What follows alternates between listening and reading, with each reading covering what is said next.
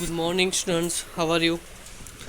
Last time हमने chapter number 1 का chapter number 1 start किया था। उसमें से जो भी इम्पोर्टेंट पॉइंट है वो मैंने आपको करवाया था और 2 वीडियो भी मैंने रखा हुआ है, वो आप देख लेना। कोई भी नहीं समझ में आए तो मेरे को बोल सकते हो आप। आज मैं एक नया टॉपिक स्टार्ट करने जा रहा हूँ। चैप्टर नंबर 2 का आज एंड हो जाएगा, ख़त्म हो जाएगा। और मोस्ट इम्पोर्टेंट टॉपिक जो आपके लिए चैप्टर नंबर 2 में से इम्पोर्टेंट है, ये यही टॉपिक है, फंडामेंटल फोर्स इन नेचर। क्या फंडामेंटल फोर्स इन नेचर, हमारा फोर्स है तो फोर्स कितने तरह के होते हैं। फंडामेंटल यानी कि शुरुआत, जिसकी बेस होना चाहिए। बेस मतलब उसके बगैर पॉसिबल ही नहीं है। First of all electromagnetic force की बात करेंगे हम, ग्रेविटेशनल की फोर्स की बात करेंगे, स्ट्रॉन्ग न्यूक्लियर फोर्स की बात करेंगे, वीक न्यूक्लियर फोर्स की बात करेंगे। 4 टाइप के फोर्स है, वो हमारे लिए मोस्ट इम्पोर्टेंट है। इसलिए प्लीज़ ये आपको याद रखना ही पड़ेगा। 2 मार्क्स के लिए डिफरेंस भी पूछ सकते हैं, अदरवाइज 1 मार्क्स के लिए 1 मार्क्स के लिए MCQ भी पूछ सकते हैं, अदरवाइज 1 मार्क्स के लिए 1 वर्ड्स का क्वेश्चन आंसर आता है, उसमें भी पूछ सकते हैं। यहाँ पर मैं बात कर रहा हूँ fundamental force in nature. Okay dear students, यहाँ पर बात की हुई है कि कोई भी, चलो मैं एक बॉल ले लेता हूँ, बॉल।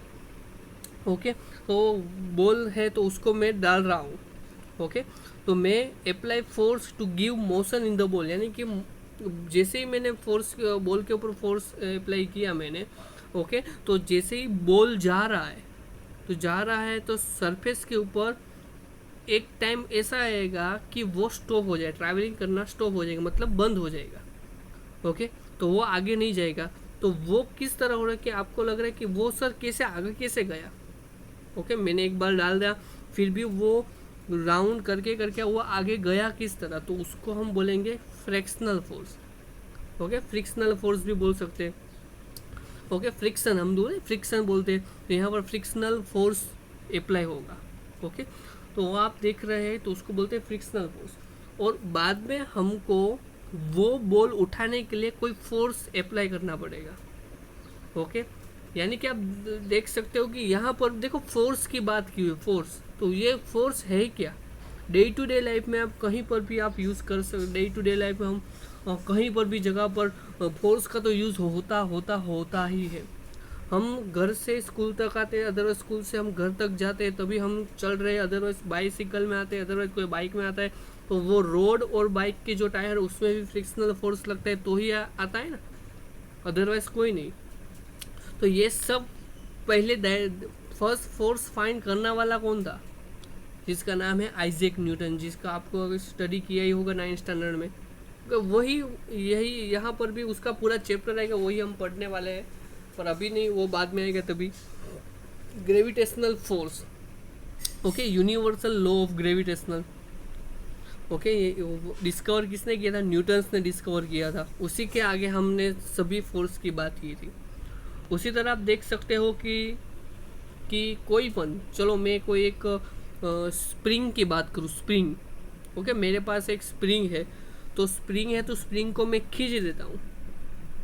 ओके तो वो क्या होगा, स्ट्रेचेबल होगा। स्ट्रेचेबल रहेगा तो वो स्प्रिंग को मैंने जैसे ही खींचा तो स्ट्रेचेबल हुआ, और बाद में मैंने उसको रख दिया तो वो पहले की जो पोजीशन थी उसी पोजीशन में आने के लिए वो ट्राई करेगी। कौन, spring.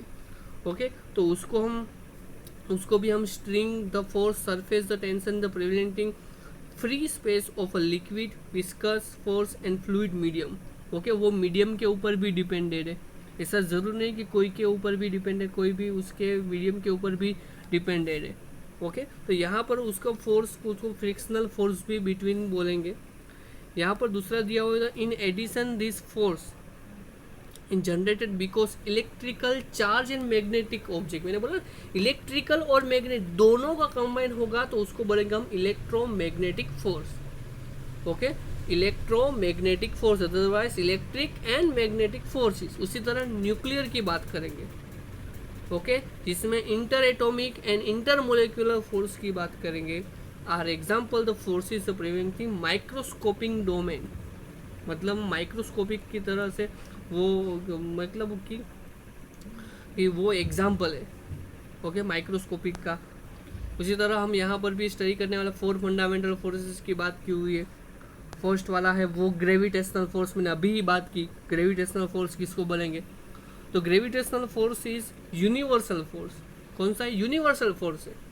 Okay, every object experience this force due to every other object in the universe। Okay, यानी कि यूनिवर्स में एक जो भी ऑब्जेक्ट दूसरे के ऑब्जेक्ट के ऊपर लगा ही गई तो उसको बोलते हैं हम universal force, otherwise gravitational force. Okay, the mutual, तो देखो यहाँ पर क्या न्यूटन्स लॉ ऑफ ग्रेविटेशन क्या दिया हुआ है कि 2 पार्ट ले लेता हूँ। ओके, एक 2 ऑब्जेक्ट लेता हूँ, इसका मास m1 है, दूसरे का मास m2 है। ओके, दोनों के बीच में कोई डिस्टेंस रहेगा, उसको मैं बोल देता हूँ r। तो यहाँ पर जो ग्रेविटेशनल फोर्स है वो हम किस तरह फाइंड आउट करेंगे?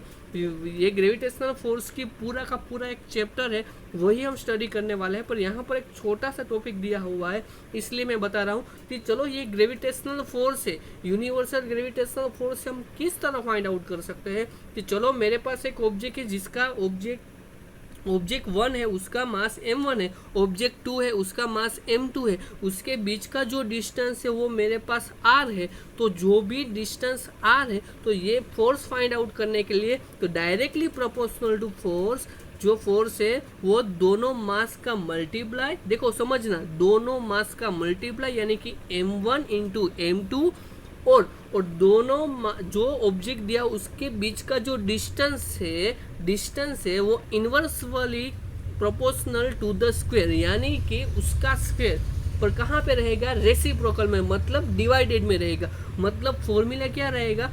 F proportional to m1 into m2 divided by r square. समझ में आ रहा है मैं क्या बोल रहा हूँ? ये पूरा थियरी हम पढ़ने वाले हैं, चिंता मत करना, ये आपको समझ में आए, इसलिए मैं बोल रहा हूँ कि ग्रेविटेशनल फोर्स। देखो यहाँ पर जो पहली जो 3 लाइन है वो इम्पोर्टेंट है, वो आपको पूछ सकते हैं कि यूनिवर्स में कौन सा फोर्स यूज होता है और एक ऑब्जेक्ट दूसरे ऑब्जेक्ट के ऊपर कौन सा फोर्स लगा रहा है, तो याद रखना ग्रेविटेशनल फोर्स। तो उसी तरह मैं बोल रहा हूँ कि चलो m1 और m2 दोनों का multiplication divided by r square, और उसका हम कॉन्स्टेंट भी यूज़ करेंगे जिसको हम कैपिटल G बोलेंगे। ओके, उसकी वैल्यू भी आपको मालूम है, वो फाइंड आउट करेंगे। उसको बोलते हैं हम, क्या बोलते हैं? हमने बोला था कि दोनों मल्टीप्लिकेशन, उसको ग्रेविटेशनल फोर्स बोलेंगे। याद रखना ये only for attraction he force है। कौन सा फोर्स है? एट्रैक्शन, यानी कि उसके तरफ आकर्षित करेगा, एट्रैक्शन फोर्स है। It is long range force. देखो यहाँ पर बहुत ही बड़ा रेंज के ऊपर डिपेंड है, बहुत ही बड़ा रेंज होगा फिर भी एट्रैक्शन करेगा। And it does not require any intervene medium, कोई भी मीडियम के ऊपर नहीं, कंपेयर टू अदर फंडामेंटल। बीजा जो दूसरा फंडामेंटल लॉस है उसके रिगार्डिंग। ओके, यहाँ पर दूसरा क्या दिया हुआ है कि compare to fundamental gravitation force weakest force of nature. Ready? सबसे वीक में से वीक फोर्स कौन सा हुआ है हमारे पास? Gravitational force. ओके, याद रखना है। ओके, यही इंपॉर्टेंट है सब, बाकी सब तो ये आपको आ जाएगा, सब इजीली दिया हुआ है कि चलो मून की बात की हुई है और अर्थ और मून की बात की, उसके अंदर भी ग्रेविटेशनल फोर्स अप्लाई होता है। ओके, कोई भी हमने ऊपर कोई भी हमने बॉल कैच के लिए हमने डाला हो तो वो वापस नीचे है तो वो भी एक प्रकार का ग्रेविटेशनल फोर्स से एट्रैक्शन ही होता है। गैलेक्सी की बात की हुई, universe formation, evolution of star, सभी में ग्रेविटेशनल फोर्स यूज होता है। ओके, दूसरा वाला फोर्स ये है इलेक्ट्रोमैग्नेटिक फोर्स। मैंने अभी बोला इलेक्ट्रोमैग्नेटिक फोर्स यानी कि इलेक्ट्रो और मैग्नेटिक दोनों। तो यहाँ पर हम कूलम्स लॉ की बात करेंगे। कौन सी लॉ की बात करेंगे? कूलम्स लॉ की। जो the force acting between charge particle is known as electromagnetic force. In the simple case when charge particle rest in the force is known as statistic force, यानी कि स्टैटिस्टिक यानी कि वो स्थिर है, वो कहीं पर भी आगे जाएगा नहीं, तो उसको बोलेंगे हम इलेक्ट्रोमैग्नेटिक फोर्स में आता है। उसको पहले वाला फोर्स है कूलम्स लॉ, जो आप 12th साइंस में फर्स्ट चैप्टर में आप स्टडी करोगे। ओके, याद रखना है आपको। कूलम्स इनवर्स स्क्वायर लॉ, इसको बोलेंगे कूलम्स। जो वहाँ पर ग्रेविटेशनल फोर्स में m1 और m2 था, देखो याद रखो, ग्रेविटेशनल फोर्स मास के लिए है, मास यानी कि वजन के लिए, वेट के लिए। यहाँ पर मास नहीं होगा तो क्या होगा? यहाँ पर होगा Q1 और Q2। Q1 और Q2 यानी कि इलेक्ट्रिक चार्ज। इलेक्ट्रिक चार्ज यानी कि उसका यूनिट क्या होता है? कूलम्स। वो कहाँ से है, 10th स्टैंडर्ड में आता था, याद करो।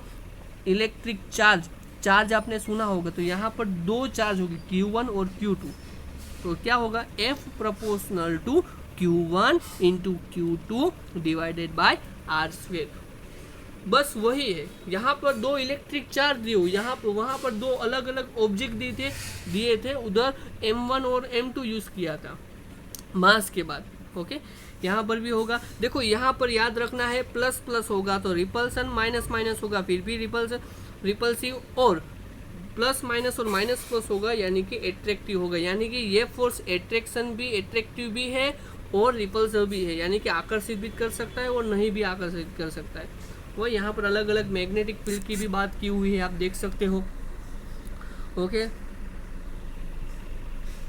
Combine effect of force is known by electromagnetic force की भी बात करेंगे। इलेक्ट्रोमैग्नेटिक फोर्स का तो यूज़ कहीं पर भी बहुत ज़्यादा जगह पर होता है।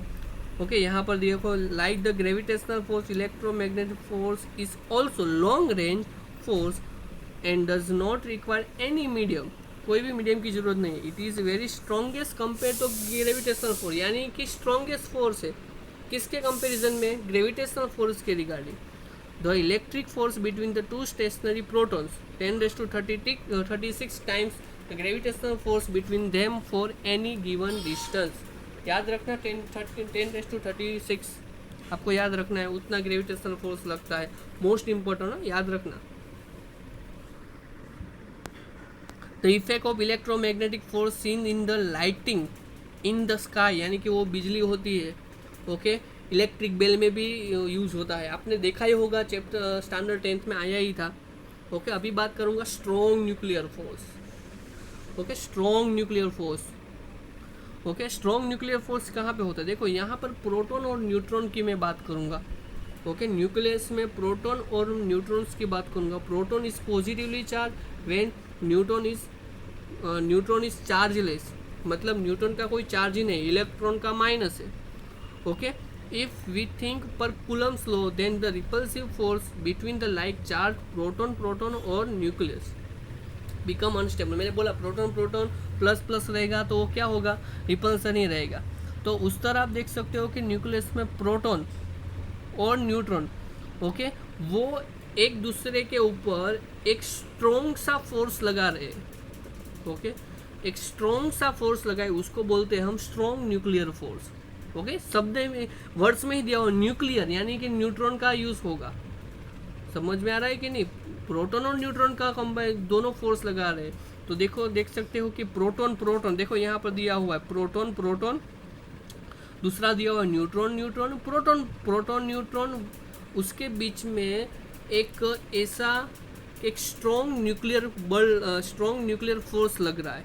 ओके, यहाँ पर देखो दिखाई दे रहा है, the charge independent force acting between proton neutron within the nucleus is known as strong nuclear force. This force 100 times stronger than electromagnetic force, यानी कि 100 टाइम्स है, इलेक्ट्रोमैग्नेटिक्स के कंपैरिजन में 100 टाइम्स से वो ज़्यादा दिया हुआ है। As these force exit within the nucleus short range 10⁻15 metre force, वो सब क्या थे, लॉन्ग रेंज के लिए, यहाँ पर एकदम शॉर्ट रेंज के लिए भी वो अप्लाई होता है। ओके, सभी पार्टिकल के लिए स्ट्रॉन्ग न्यूक्लियर फोर्स लगता है। ओके, और ज़्यादा से ज़्यादा स्ट्रॉन्गेस्ट है। यहाँ पर दूसरा दिया हुआ है क्वार्क्स वर्ड्स भी आएगा। क्वार्क्स आपको लगे सर क्वार्क्स क्या है, न्यूट्रॉन और प्रोटॉन का कंबाइन होता है, उसको बोलते हैं क्वार्क। ओके, यहाँ पर क्वार्क फोर्स भी बोल सकते हैं। यहाँ पर आप देख सकते हो कि इलेक्ट्रॉन, ओके, देखो यहाँ पर एक बहुत याद रखना है, लास्ट वाला वो आपको याद रखना, डियर स्टूडेंट वाला लिखा हुआ है ना, वो क्या बोल रहा हूँ कि न्यूक्लियस में आउटसाइड में रिंग के ऊपर, देखो मैं सिंपल भाषा में समझा रहा हूँ कि आउटसाइड में रिंग के ऊपर इलेक्ट्रॉन घूम रहा है, तो उसके ऊपर स्ट्रॉन्ग न्यूक्लियर फोर्स लगेगा नहीं, क्योंकि वो बाहर की तरफ है, वो तो अपना खुद कर लेगा। पर न्यूट्रॉन और प्रोटॉन की बात करूँ तो उसके अंदर बीच के अंदर दो के बीच के अंदर एक स्ट्रॉन्ग न्यूक्लियर फोर्स अप्लाई होता है, स्ट्रॉन्ग न्यूक्लियर फोर्स प्रोड्यूस होता है। ओके, दूसरा वाला दिया वीक यानी कि कमजोर, तो वीक न्यूक्लियर फोर्स की बात करेंगे, यहाँ पर बीटा डीके की बात करेंगे। Beta beta alpha beta gamma आपने नाम सुना होगा। तो यहाँ पर beta decay radio active nucleus में दिया हुआ है। ओके, रेडियो एक्टिव दिया हुआ है। तो आप देख सकते हो in beta decay the nucleus emits an electron and chargeless particle is called by neutrino. क्या बोलते हैं उसको? बोलते हैं न्यूट्रिनो। याद रखना है, द न्यूक्लियस इमिट्स की बात की हुई है, उसको बोलते हैं न्यूट्रिनो भी बोल सकते हैं। The weak nuclear force arises due to the interaction neutrino with other particle. दूसरे पार्टी के ऊपर लगा रहा है। This force stronger than gravitational force, gravitational force से ज़्यादा है, but much weaker than strong nuclear force, बस स्ट्रॉन्ग न्यूक्लियर फोर्स से थोड़ा कम है।